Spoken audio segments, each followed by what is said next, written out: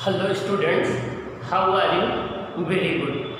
आज हम आपसे एक बहुत इम्पोर्टेंट डिस्कशन करने जा रहे हैं, ठीक है ना?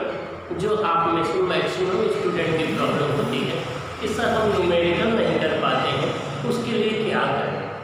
तो उसके लिए ये तरीका है कि जब हम आपको कोई कॉन्सेप्ट पढ़ाते हैं या कोई कॉन्सेप्ट डिस्कस करते हैं, उसका वीडियो बना के आपको भेजते हैं, तो सबसे पहले उस कॉन्सेप्ट को आप बहुत ध्यान से 1 बार 2 बार 3 बार सुनो, जब तक कि पूरी बात आपके माइंड में अच्छे से बैठ ना जाए।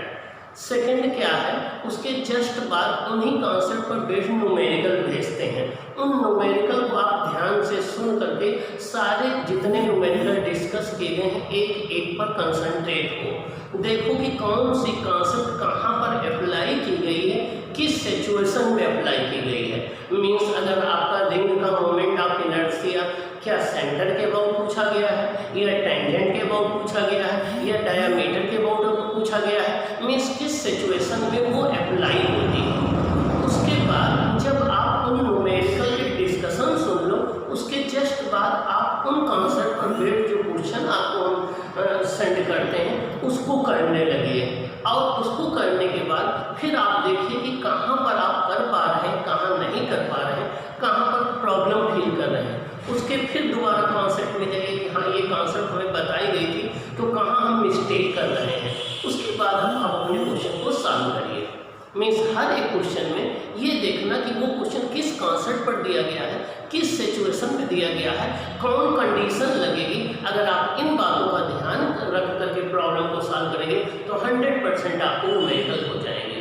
आपके जो भी एग्जाम हो, चाहे वो NTSC हो, चाहे IIT हो, चाहे IIT मेंस हो, चाहे नीट हो, चाहे KVPY हो, चाहे MPSC हो, जो भी एग्जाम हो, सब में एप्लीकेशन ज़्यादा पूछा जाता है। मीन्स कॉन्सेप्ट का एप्लीकेशन पूछा जाता है, जो कि न्यूमेरिकल से पता लगता है। इसलिए आपको हर कॉन्सेप्ट पर क्वेश्चन को जरूर करना है।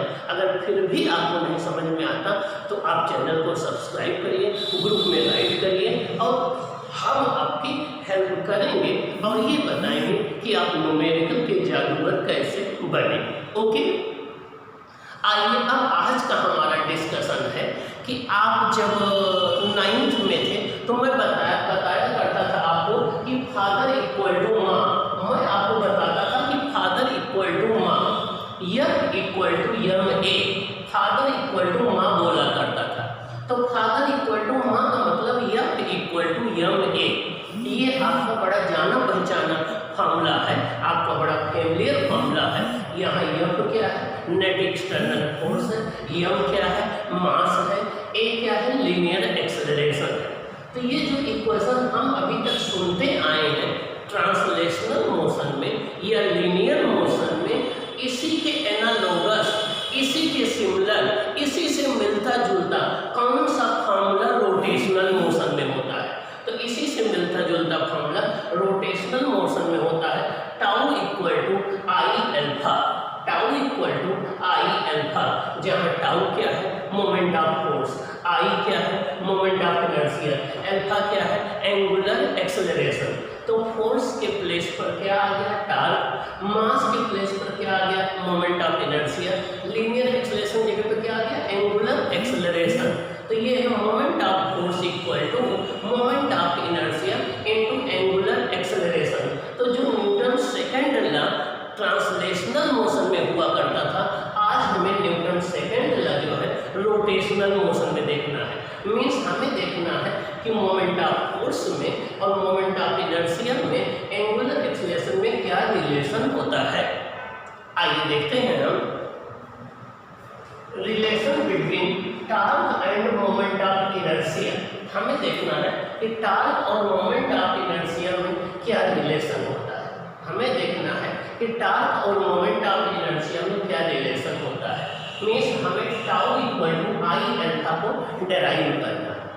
हमने आपको ये बताया था कि जब भी किसी बॉडी के हम सुटेबल पॉइंट पर फोर्स एग्जर्ट करें और वो बॉडी किसी पॉइंट या एक्सिस के अबाउट रोटेट करने के लिए फ्री हो, तो वो उस पॉइंट या एक्सिस के अबाउट रोटेट करने लगती है, उसमें रोटेशनल टेंडेंसी आ जाती है, रोटेशनल मोशन आ जाता है। जिसको हम क्या बोलते हैं, मोमेंट ऑफ फोर्स या टार्क बोलते हैं। ओके, तो किसी भी बॉडी की रोटेशनल या ट्विस्टिंग टेंडेंसी किसी पॉइंट या एक्सिस के अबाउट जब उस पर फोर्स अप्लाई किया जाए तो वो उसका मोमेंट ऑफ फोर्स या टार्क कहलाता है। जैसे आप लोग घर में घर का दरवाजा खोलते हो, डोर ओपन करते हो तो वहाँ पर टार्क अप्लाई करते हो, कार की स्टीयरिंग चलाते हो तो घुमाते हो तो वहाँ टार्क अप्लाई करते हो, नल की टोटी खोलते हो तो वहाँ टार्क अप्लाई करते हो, बोतल की ढक्कन खोलते हो तो वहाँ पर टार्क अप्लाई करते हो। डेली लाइफ में हम टार्क कई जगहों पर अप्लाई करते हैं। तो आइए हम देखें इनके बीच में रिलेशन कैसे डिराइव करेंगे। ये कोई हमारी रिजिड बॉडी है, ये कोई हमारी रिजिड बॉडी है जो एक ही एक्सिस ऑफ रोटेशन के अबाउट रोटेट कर सकती है। ये हमारी एक रिजिड बॉडी है जो एक ही एक्सिस ऑफ रोटेशन के अबाउट ये रोटेट कर सकती है। ये यंग पार्टिकल से मिलकर बनी है, ये यंग पार्टिकल से मिलकर बनी है जिनके मास m1, m2, m3, m4, mn है, जिनकी rotation axis distance r1, r2, r3, rn है। इनकी रोटेशन एक्सिस से जो परपेंडिकुलर डिस्टेंस है वो r1, r2, r3 है। इनकी linear velocity v1, v2, v3, vn है। इन सब की एंगुलर वेलोसिटी ओमेगा है, इन सब का एंगुलर एक्सेलरेशन अल्फा है, इन सब का एंगुलर डिस्प्लेसमेंट डेल्टा थीटा है। ओके, अब जरा याद करिए प्रीवियस बात को। मैंने बताया था कि जब भी कोई रिजिड बॉडी किसी एक्सिस ऑफ रोटेशन के अबाउट रोटेट करती है, जब भी कोई रिजिड बॉडी किसी एक्सिस ऑफ रोटेशन के अबाउट रोटेट करती है, उस केस में उस बॉडी के सभी पार्टिकल का angular displacement, angular velocity, angular acceleration same होता है, लेकिन linear velocity, linear acceleration, linear displacement different होता है। वो डिपेंड करता है कौन पार्टिकल रोटेशन एक्सिस से कितनी ज़्यादा डिस्टेंस पर है। ओके, आइए देखें। When a torque acts on a rigid body, it produces angular acceleration alpha equal to d omega upon dt, same in all particles। जब भी किसी बॉडी पर हम टार्क अप्लाई करते हैं तो वो टार्क उस बॉडी के हर एक पार्टिकल में same angular acceleration alpha equal to D omega upon dt means rate of change of angular velocity equal to angular acceleration produce करता है। Okay, but linear acceleration is different, it depends upon the linear distance from the axis of rotation। ये बात बिल्कुल सही है कि सारे particle का एंगुलर एक्सेलरेशन तो सेम होगा क्योंकि सबकी एंगुलर वेलोसिटी सेम होगी, एंगुलर डिस्प्लेसमेंट सेम होगा, लेकिन लीनियर एक्सेलरेशन सबका डिफरेंट होगा। जो पार्टिकल रोटेशन एक्सिस से जितना ज़्यादा डिस्टेंस पर होगा उसका लीनियर एक्सेलरेशन उतना ज़्यादा होगा, जो पार्टिकल रोटेशन एक्सिस से जितनी कम डिस्टेंस पर होगा उसका लीनियर एक्सेलरेशन उतना कम होगा। आइए देखें, फर्स्ट पार्टिकल के लिए लीनियर एक्सेलरेशन हो गया a1 equal to r1 alpha. यहाँ पर a1 क्या है, लीनियर एक्सेलरेशन है किसका, फर्स्ट पार्टिकल का। a1 equal to r1 alpha, a2 equal to r2 alpha, a3 equal to r3 alpha, dot dot dot dot an equal to rn alpha. Forces acting on each particle. अब हम force जानना चाहते हैं कि हर एक particle पर force कितना लगेगा।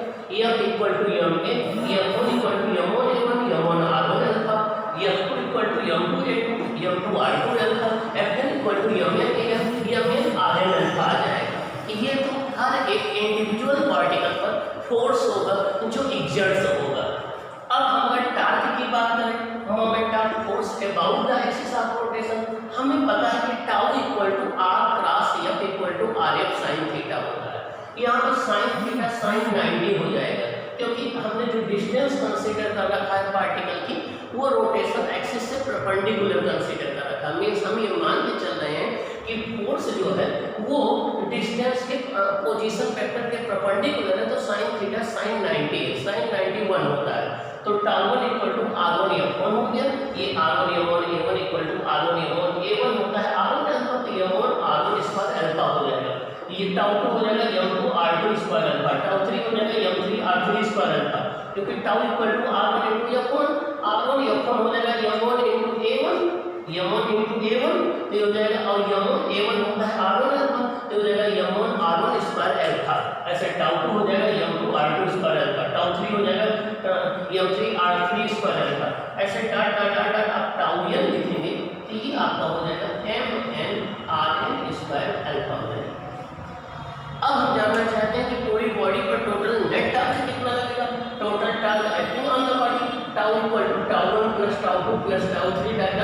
यूनियन हो जाएगा।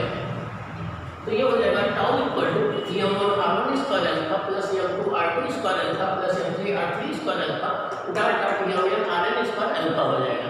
अल्फा सारे पार्टिकल्स के लिए सेम है, उसको हम कॉमन ले लें तो जाएगा m1 r1 square plus m2 r2 square plus m3 rn square into alpha. तो tau equal to i equal to 1 to m i ri square into alpha हो जाएगा। लेकिन ये ब्रैकेट के अंदर ये कौन सी फिजिकल क्वांटिटी है? ये है मोमेंट ऑफ इनर्शिया। क्या है? Moment of inertia. तो tau equal to I alpha where I is the moment of inertia about the axis A B.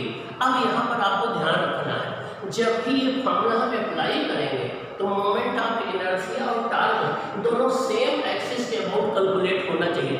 ऐसा ना हो कि आप मोमेंट ऑफ इनर्शिया किसी दूसरे एक्सिस के अबाउट कैलकुलेट कर लीजिए, टार्क दूसरे एक्सिस के अबाउट कैलकुलेट करिए, तब आपस में रिलेट करिए।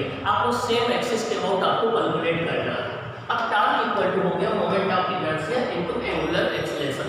मींस जो रिलेशन हम लोग ट्रांसलेशनल मोशन में F इक्वल टू m में पढ़ते हैं, सेम वही रिलेशन हम लोग tau equal to I alpha rotational motion में पढ़ते हैं। यहाँ पर फोर्स का रोल कौन प्ले कर रहा है? टार्क। मास का रोल कौन प्ले कर रहा है? Moment of inertia. Linear acceleration का कौन रोल प्ले कर रहा है? Angular acceleration. अब अगर हम अल्फा इक्वल टू 1 लेते हैं तो टाउ इक्वल टू क्या जाएगा? आई। टाउ इक्वल टू क्या जाएगा? आई।